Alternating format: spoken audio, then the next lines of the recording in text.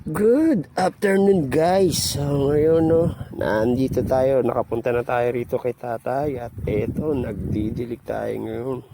Kahit medyo mainit-init pa, nagdidilig tayo. Kasi uwi rin tayo ngayong araw na to. So ayun na lang natin itong natin, yung mga alaga natin kasi nire-ready natin to para sa isa nating project na gagawin kung sakaling matuloy. So pag nire-ready natin to,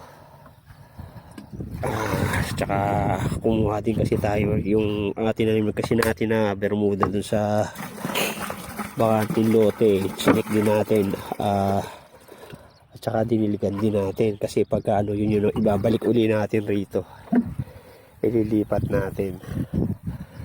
Tapos chinek natin yung mga alaga nating isda doon, naglinis tayo. Tapos meron tayong 3 strain na iuuwi doon sa Las Piñas. Pagkatapos yun doon padadamihin natin sila. So as of now, medyo umulan din siguro ito nung nakaraan kasi medyo nakababa na yung binudbud natin na lupa nung nakaraan medyo na siya, hindi na siya totally nakaangat yung binudbud natin na lupa. Medyo sumiksik na siya guys. Pagitan na ibig sabihin siguro nung nakaraan na umulan dito. So yung kagandahan na lang din diretso na natin ang diligyan. Kita nyo naman berdeng ganda tingnan, tsaka patag siya kasi nga kalilinis lang natin nung nakaraang araw yan So